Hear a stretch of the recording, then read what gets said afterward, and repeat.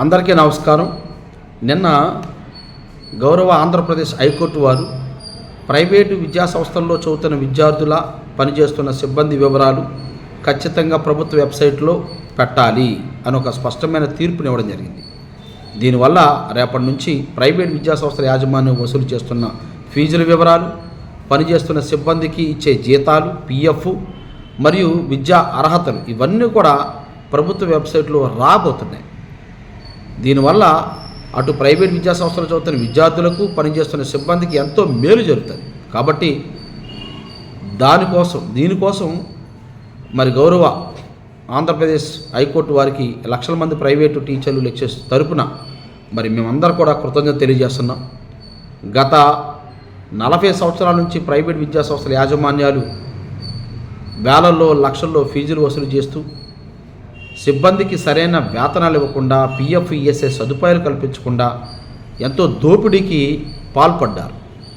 దీనిపైన మాలాంటి అనేక సంఘాలు జరుగుతున్న అన్యాయాన్ని అనేక రూపాల్లో రాజకీయ పార్టీలకి, అధికారులకి పిటిషన్ రూపంలో తీసుకెళ్ళినా ఎవరు పట్టించుకోలే.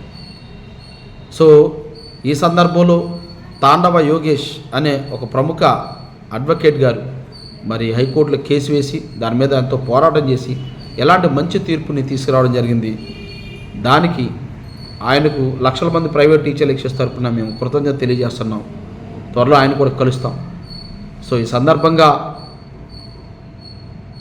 ప్రైవేట్ విద్యాల సంస్థలు పనిచేస్తున్న టీచర్ లెక్చరర్స్ అందరూ కూడా కోర్టు ఒక అద్భుతమైన తీర్పు ఇచ్చింది.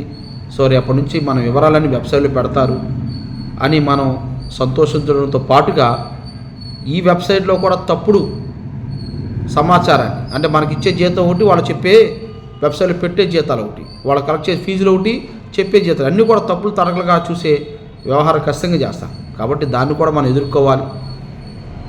సో రేపటి నుంచి నిజంగా అవన్నీ కూడా ప్రభుత్వ వెబ్సైట్లో వస్తే ఖచ్చితంగా ప్రైవేట్ విద్యా సంస్థ యాజమాన్యాలు ఎన్ని దుర్మార్గాలు పాల్పడుతున్నారో ఈ ప్రపంచానికి బాగా అర్థమవుతుంది.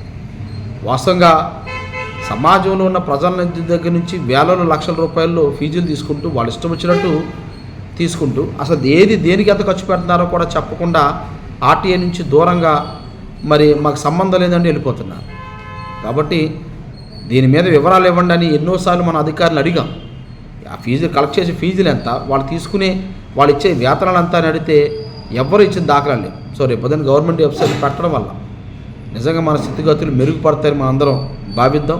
దాని దిశగా మనందరం కూడా ఐక్యంగా పోరాటం చేయాలని కోరుకుంటూ థ్యాంక్ యూ అనండి.